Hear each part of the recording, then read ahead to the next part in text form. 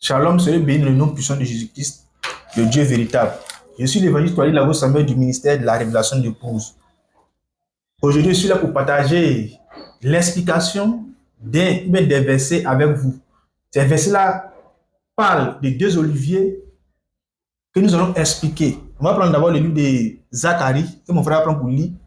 Zacharie 4, le verset 11. Oui. Je pris la parole Je pris la parole et je lui dis. et je lui dis. Que signifient ces deux oliviers? Que signifient ces deux oliviers? À la droite du chandelier Oui. et à sa gauche. Alléluia.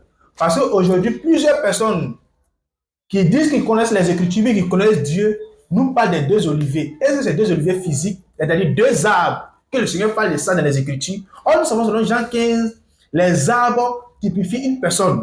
Lorsque Dieu parle de l'arbre dans sa compréhension, mais dans sa pensée, ce n'est pas l'arbre que tu connais, non.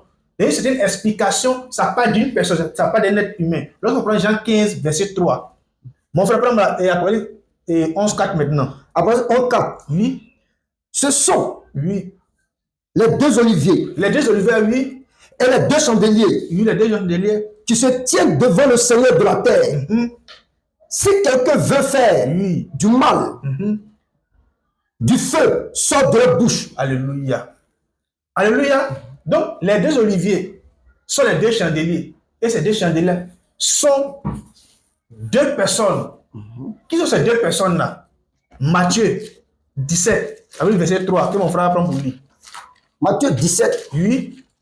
Donc, d'abord, nous allons montrer quels sont les deux oliviers. Les deux oliviers ne sont pas deux arbres physiques, mais cependant, c'est deux personnes.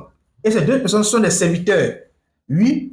Matthieu 17, verset 3. Et voici, Moïse et Élie leur apparut, s'entretenaient avec lui. Oui. Pierre, prenant la parole, dit à Jésus, Seigneur, il est bon que nous soyons ici. Pause.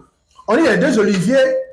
D'abord, dans le livre de Zacharie, on parle des deux oliviers. Dans l'explication, dans Apocalypse, on dit les deux oliviers seront avec le Seigneur. Et maintenant, on nous montre le Seigneur qui est Jésus-Christ. Les deux oliviers, maintenant, on nous parle d'Élie et Moïse. Dans les deux oliviers, dont parlent les Écritures, mais dont parlent plusieurs hommes de Dieu, s'ils ne savent pas, c'est Élie et Moïse. Et le Seigneur est Jésus-Christ, le Dieu du ciel et de la terre. Oui, mon frère, continue la lecture. Si tu le veux, je dresserai ici 3 tentes. Une pour toi, une pour Moïse, une pour Élie. Comme il parlait encore, une nuée lumineuse le couvrit.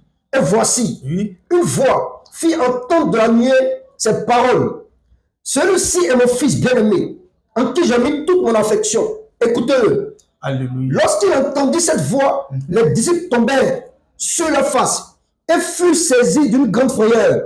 Mais Jésus, s'approchant, les toucha et dit, levez-vous, n'ayez pas peur. Il levait les yeux et il vit que Jésus seul. Alléluia. Amen. Donc, de façon terre à terre, les deux oliviers parlent de deux personnes, de deux serviteurs.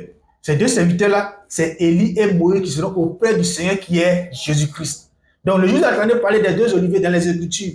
Un homme de Dieu qui prêche l'évangile et qui parle des deux oliviers, ne vous fatiguez pas. Les deux oliviers ne sont pas deux arbres que on va voir peut-être en Israël, mais c'est deux personnes, deux prophètes qui ont existé. Et l'Esprit va revenir encore pour conduire le peuple de Dieu. Parce qu'on nous dit, dans le même livre d'Apocalypse 11, que Élie et Moïse retourneront en Israël.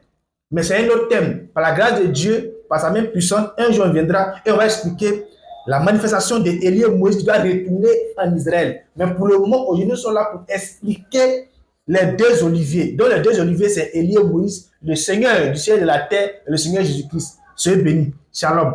Amen.